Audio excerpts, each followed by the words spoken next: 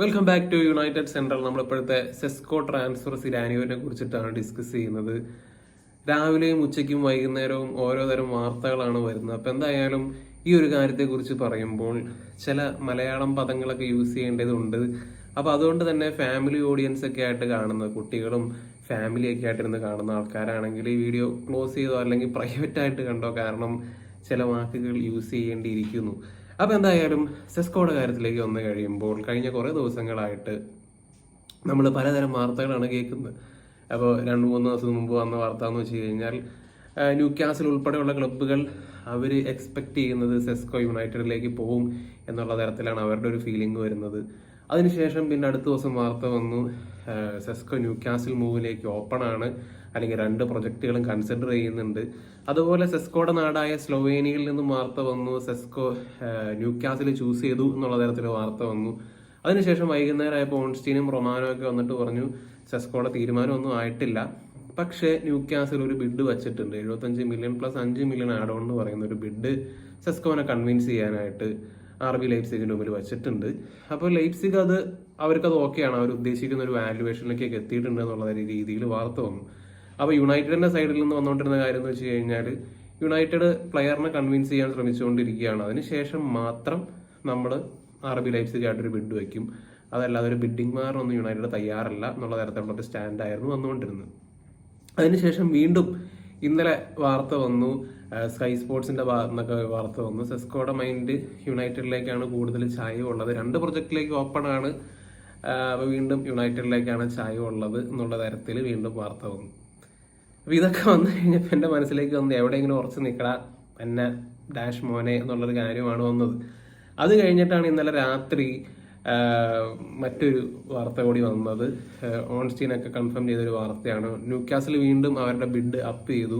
80 million plus 10 million add on എന്ന് പറയുന്ന ഒരു ബിഡാണ് ഇപ്പോൾ അവർ മുമ്പിൽ വച്ചിട്ടുള്ളത്. അപ്പോൾ അവർ വലിയൊരു ഓഫറാണ് ഇപ്പോൾ വച്ചിട്ടുള്ളത്. അപ്പോൾ 90 മില്യൻ്റെ അടുത്തുള്ളൊരു ഓഫർ ഇപ്പോൾ ന്യൂകാസിൽ RB ലൈപ്സിഗിന്റെ മുമ്പിൽ വെച്ചിട്ടുണ്ട്. അപ്പോൾ അതുകൊണ്ട് തന്നെ ന്യൂകാസിലിന്റെ ഭാഗത്ത് നിന്ന് അവർ പരമാവധി പുഷ് ചെയ്യുന്നുണ്ട് സെസ്കോയുടെ അടുത്ത് നീ ന്യൂകാസിലേക്ക് പോകും, കാരണം ഞങ്ങളെ സംബന്ധിച്ച് അത് വലിയൊരു മണിയാണ്. മാത്രമല്ല ന്യൂകാസിൽ വേണമെങ്കിൽ പറയുകയും ചെയ്യാം ഇതിന്റെ ചെറിയൊരു ഷെയർ ഏജന്റിനെ നിനക്കൊക്കെ തരാം, അതാണ് ബെറ്റർ പ്രൊജക്ട് എന്നുള്ള രീതിയിൽ അവർക്കും അവരുടെ ഭാഗത്ത് നിന്ന് പുഷ് ചെയ്യാൻ പറ്റും. പക്ഷെ ഈ ആദ്യത്തെ ബിഡ് വെച്ചപ്പോഴാണെങ്കിലും രണ്ടാമത്തെ ബിഡ് വെച്ചപ്പോഴാണെങ്കിലും ഇതുവരെ സെസ്കോ അത് ആക്സെപ്റ്റ് ചെയ്തിട്ടില്ല എന്നുള്ളതാണ്.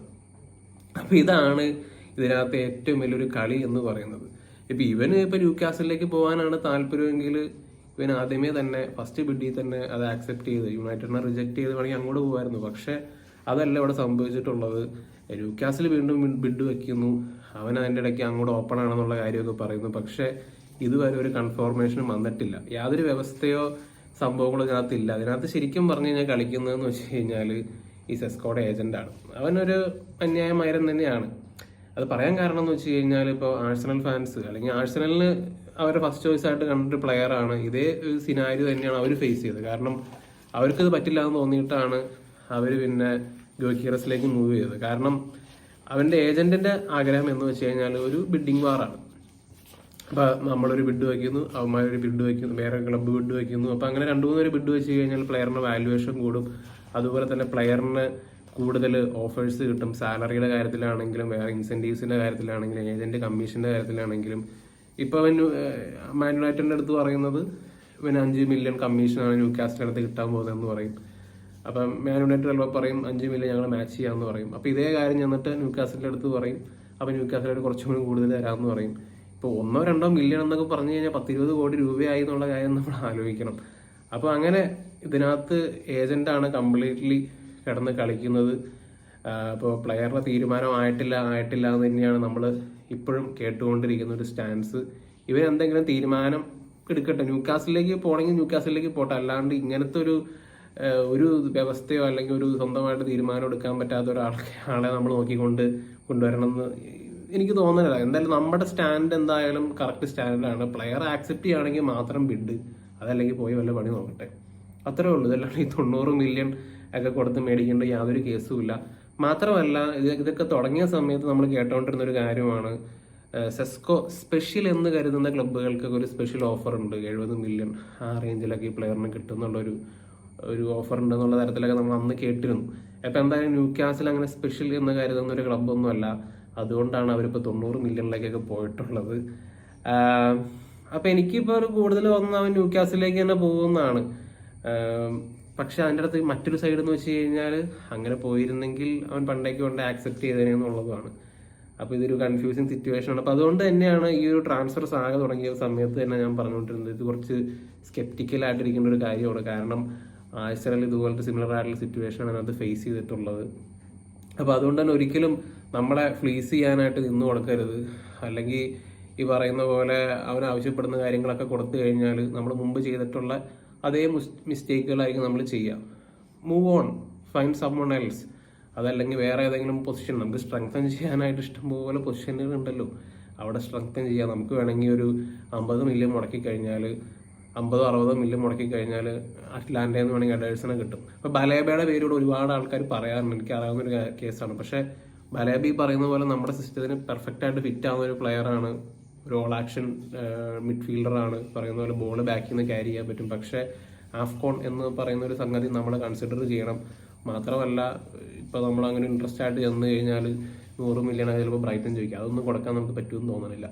അപ്പോൾ അതുകൊണ്ട് തന്നെ എഡേഴ്സിന് ഒരു 50-60 എന്നൊക്കെയാണ് ആദ്യമൊക്കെ തൊട്ട് പറഞ്ഞുകൊണ്ടിരുന്നപ്പോൾ വേണേൽ നമുക്ക് എഡേഴ്സിനെ ടാർഗറ്റ് ചെയ്യാം. നമ്മൾ നേരത്തെ ടാർഗറ്റ് ചെയ്യുന്ന ഒരു പ്ലെയർ ആയിട്ടാണ് എഡേഴ്സിനെ കണ്ടുകൊണ്ടിരുന്നത്. ബാക്കി പൈസയ്ക്ക് വേണമെങ്കിൽ മറ്റോ അല്ലെങ്കിൽ ഗോളിയോ അപ്പോൾ അങ്ങനെയുള്ള കാര്യങ്ങൾ നോക്കാം. അപ്പോൾ ഒരു സീസണിലേക്ക് വേണമെങ്കിൽ നമുക്ക് എംബോമേനെ ഫാൾസ് നൈനായിട്ട് കളിപ്പിക്കാം, പുള്ളി സെക്കൻഡ് സ്ട്രൈക്കറായിട്ട് കളിച്ചോളും. അങ്ങനെയൊക്കെ നമുക്ക് യൂസ് ചെയ്യാവുന്നേ ഉള്ളൂ. അല്ലാണ്ട് ഈ ബിഡിങ് വാർ, ഈ RB ലൈപ്സിഗിന് ആവശ്യം ബിഡിങ് വാർ, ഇവൻ്റെ ഏജന്റിന് ആവശ്യം ബിഡിങ് വാർ, അങ്ങനെയുള്ള കാര്യങ്ങൾക്കൊന്നും നിന്ന് കൊടുക്കേണ്ട കാര്യമില്ല. ഇപ്പം നമ്മൾ എടുക്കുന്ന സ്റ്റാൻഡ് കറക്റ്റാണ്, അവൻ ഇങ്ങോട്ട് വരാം എന്നുള്ള തീരുമാനം അവൻ ഉറപ്പിച്ച് ഒരു ഉറപ്പുണ്ടെങ്കിൽ, അങ്ങനെ ഒരു ഉറപ്പുണ്ടെങ്കിൽ നമ്മൾ ബിഡ് വയ്ക്കും.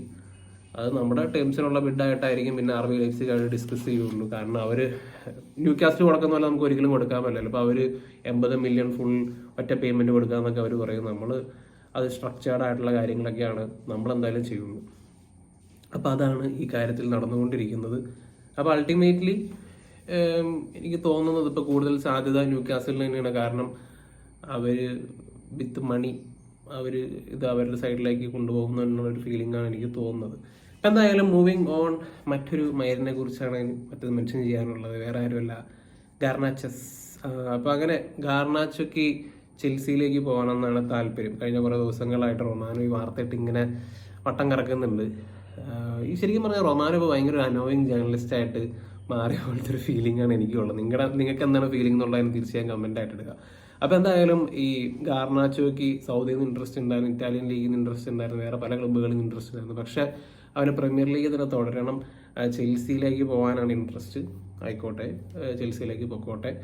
പക്ഷേ ഇതിനകത്ത് ചെൽസി കളിക്കാൻ പോകുന്നൊരു കാര്യം എന്ന് വെച്ച് കഴിഞ്ഞാൽ, ചെൽസി ട്രാൻസ്ഫർ വിൻഡോയുടെ അവസാനം വരെ അവർ കാത്തിരുന്നതിന് ശേഷം അവർ 30-35 മില്യൺ ബിഡൊക്കെ ആയിട്ട് വരും എന്നുള്ള രീതിയിലാണ് ഇപ്പോൾ പറയപ്പെടുന്നത്. അപ്പോൾ അങ്ങനെയാണെങ്കിൽ ഇവനോട് മാറി നിന്ന് ആയിക്കോളാൻ പറയുന്നതായിരിക്കും നല്ലത്. കാരണം ഒരിക്കലും നമ്മൾ അങ്ങോട്ട് വിട്ടു കൊടുക്കേണ്ട യാതൊരു കേസുമില്ല. കാരണം ഗാർനാച്ചോയ്ക്ക് നിസാര സാലറി ഉള്ളൂ, 50K ഉള്ളൂ.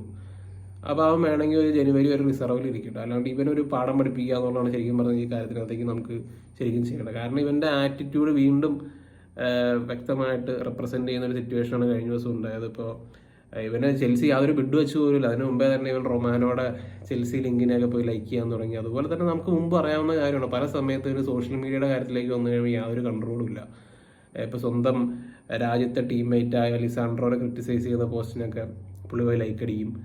അതുപോലെ പലപ്പോഴും ടെൻ ഹാഗിനെ മാനേജറായിരുന്ന സമയത്ത് പുള്ളിക്കാരനെ ക്രിറ്റിസൈസ് ചെയ്യുന്ന പോസ്റ്റിന് പോയി ലൈക്ക് അടിക്കും. അപ്പോൾ അങ്ങനെ ഒരു പ്രത്യേക ഒരു കുണച്ച സ്വഭാവമുള്ള ഒരുത്തരാണ് ഈ ഗാർനാച്ചോ. ഹൈലി പൊട്ടൻഷ്യലുള്ള ടാലൻ്റ് ആണ്. ഈ പറയുന്ന പോലെ അണ്ടർ-21 താരങ്ങളുടെ ഗോളടിച്ച ലിസ്റ്റും കാര്യങ്ങളിലേക്കൊക്കെ നോക്കിക്കഴിഞ്ഞാൽ ഓൾറെഡി ഒരു ബെസ്റ്റ് ഗോളിനുള്ള അവാർഡ് കിട്ടിയിട്ടുള്ള ഒരാളാണ്. സീലിംഗ് ഒക്കെ ഹൈ ഒക്കെ തന്നെയാണ്. പക്ഷേ ഇവന് തോന്നണ പോലെ പോവാം, അല്ലെങ്കിൽ ഇവൻ വരയ്ക്കണ വരയിലൂടെ നമ്മൾ നടക്കും എന്നുള്ള ചിന്തയൊന്നും ശരിക്കും പറഞ്ഞാൽ ഇവന് കൊടുക്കാതിരിക്കണതാണ് നല്ലത്. ഈ പറയുന്ന പോലെ നമ്മളൊരു 50 മില്യണെങ്കിലും മിനിമം കിട്ടണം എന്നുള്ളതാണ്. കാരണം മെയ്സൺ മൗണ്ടിന് നമ്മൾ മുടക്കിയ തുകയെങ്കിലും നമുക്ക് തിരിച്ചു കിട്ടണ്ടേ. കാരണം 30-35 മില്യൺ കൊടുത്തു കഴിഞ്ഞാൽ ചെൽസി പോയി വർക്ക് ചെയ്തില്ലെങ്കിൽ പോലും അവരടുത്ത് പോലെ അവന് 60 മില്യൺ മറിച്ചടിക്കും. അതാണ് സംഭവിക്കാൻ പോകുന്നത്. അപ്പോൾ ചെൽസിക്കൊക്കെ വിൽക്കാൻ എങ്ങനെയാണെന്നുള്ള കാര്യം അവർ കൃത്യമായിട്ട് അറിയാം. അതുപോലെ തന്നെ വേറെ പ്ലെയേഴ്സ് വിറ്റുപോയ തുക അതെല്ലാം നമ്മൾ അതേ കൺസിഡർ ചെയ്യണം. കാരണം ഗാർനാച്ചോടെ അത്ര പോലും എക്സ്പീരിയൻസ് ഇല്ലാത്ത പ്ലെയേഴ്സ് ഇതിലും വലിയ തുകയ്ക്കാണ് പോയിട്ടുള്ളത്. നമ്മൾ ഇഷ്ടം പോലെ സിറ്റുവേഷൻസ് കണ്ടിട്ടുണ്ട്. ഓരോരുത്തരായിട്ട് പേരെടുത്ത് പറയുന്നില്ല, നമ്മൾ പലപ്പോഴും പറഞ്ഞിട്ടുള്ളതാണ്. ഇൻക്ലൂഡിങ് ചെൽസിയാണ് അവർ പ്ലെയേഴ്സിന് വിൽക്കുന്നതും നല്ല തുകയ്ക്കാണ് മറിച്ച് വിൽക്കുന്നത്. പക്ഷെ നമ്മുടെ ബോർഡിലിരിക്കുന്ന മണഗുണാഞ്ചന്മാർ 35 മില്യൺ ആയാലും അവർ വിറ്റ് കളയും. അതാണ് സംഭവിക്കാൻ പോകുന്നത്. കാരണം നമ്മൾ 1 മില്യൺ പോലും ഗാർനാച്ചോനെ മേടിക്കാനായിട്ട് മുടക്കില്ല. അപ്പോൾ അതിൻ്റെ 35 ഇരട്ടിയല്ലേ കിട്ടുന്നതെന്നൊക്കെ വിചാരിച്ച് അവന്മാർ ചെയ്യും. പക്ഷേ ഇതൊന്നുമല്ല. ഇത് ശരിക്കും പറഞ്ഞു കഴിഞ്ഞാൽ ഈ RB ലൈപ്സിഗ് ചെയ്യുന്ന പോലത്തെ ഒരു കച്ചവടം തന്നെ നമ്മളിതിനകത്ത് ചെയ്യണം. ആ ഒരു മൈൻഡിൽ നമ്മളിതിനെ കൺസിഡർ ചെയ്യണം എന്നുള്ളത് തന്നെയാണ് ഞാൻ പറയുള്ളൂ. അപ്പോൾ എന്താണ് നിങ്ങളുടെ അഭിപ്രായങ്ങൾ എന്നുള്ള കാര്യം തീർച്ചയായും കമൻ്റായിട്ട് ഇടുക. മറ്റൊരു വീഡിയോയുമായി വീണ്ടും കാണാം.